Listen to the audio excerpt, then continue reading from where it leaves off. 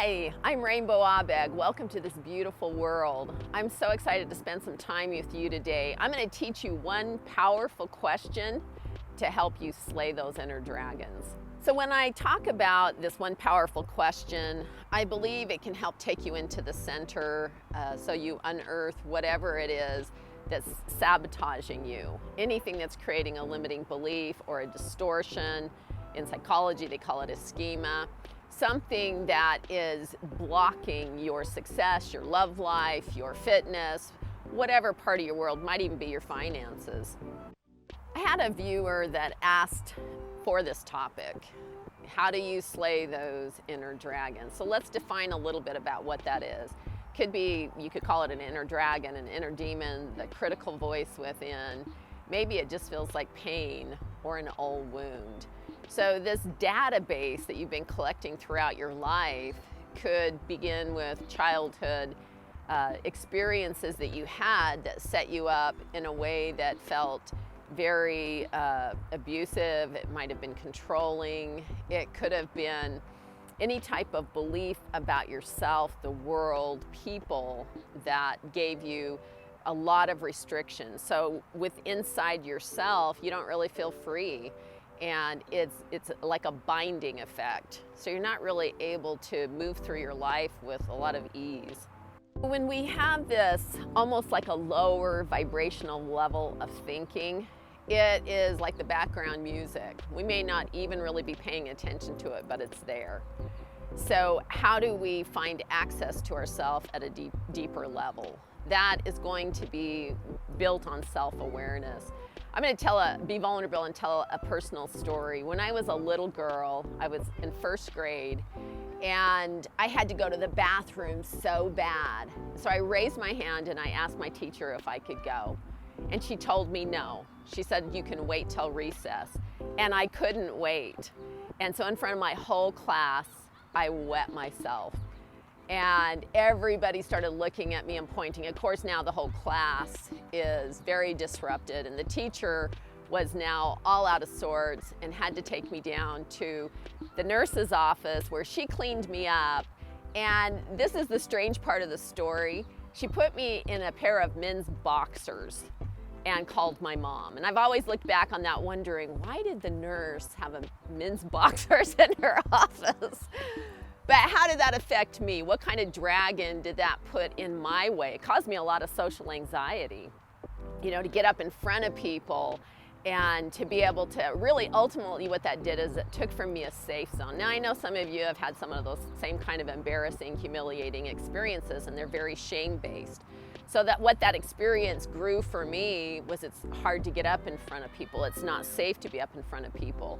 So being able to overcome that was learning that and being able to go back to that and challenge that and get a bigger picture of myself and my life and really be able to reclaim my own confidence to be able to make videos and to be able to get up in front of crowds and talk, and knowing that my experience somewhere in there is also your experience too. I know you've had some kind of shame or humiliation, and that creates a barrier that we need to get through. So hopefully this one powerful question that I'm going to be sharing today will help you to also slay your dragons. One reason I shared that story is because I believe we all have trauma, and there's different grade levels, I guess you could say, of trauma, but things that impact us very deeply. And they do formulate beliefs, and they formulate fears and things that hold us back. And when you get kind of locked into a place within your timeline of your life, then it gives you information that you get to overcome. Now, one thing that I've developed, one of my qualities from my childhood experience, particularly that one, is I listen to children. If a little child tells me they have a need, I take it serious. I don't just put them off. And so learning how to listen and to become sensitive and to develop compassion, a lot of times we can cultivate from ourselves and the things that have been our hardships, and they can become part of our superpowers. And so that's part of the journey in slaying that dragon is how did you create a benefit? So that's going to be a little sidestep for you that will also be awesome in your journey in slaying your dragons. So sorry for the background sprinklers. They've come on here at this beautiful park. So we'll just consider that added nourishment to our video today. So I want to put you in this frame of mind that you have a divine center. You are a child of God. You're a child of the universe. You have something inside of you. There's a reason you're here. So your one powerful question, your step for this week is to be able to get into that mode. Like, I want you to talk to yourself about your divinity. Like, I'm here for a reason. I'm living here on purpose. It doesn't matter if you've discovered it yet or not. But if you can know inside yourself, and trust it, if you don't know it for yourself, trust that I know it, that you have a divine center. And within that, there is a seed. And that seed planted is why you're here. And I want you to ask the one powerful question, beyond the beliefs, beyond the fears, beyond the struggles, beyond the dragons, what is my purpose? Now remember, what you're looking for inside is a seed. You don't have to have all the information today, but I want you to find that and hone in on it, even if it's something very general. I'm here for a good purpose. I'm here for a wise purpose. I'm here to help others. I'm here to create artwork or music. I want you to just find the seed. Now, I draw like a 5-year-old, so here's my seed process. My center is to teach and to heal. As soon as you know what that seed is, then you can do a mind map and just start drawing things off. Like on mine, I want to do a YouTube channel. I'm writing books. I love doing inner child work.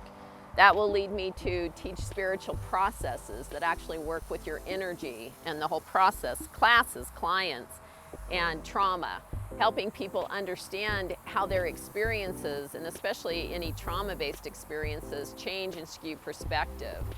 So if I know that seed, the seed is to teach and to heal, look at all the other information that can flow from that.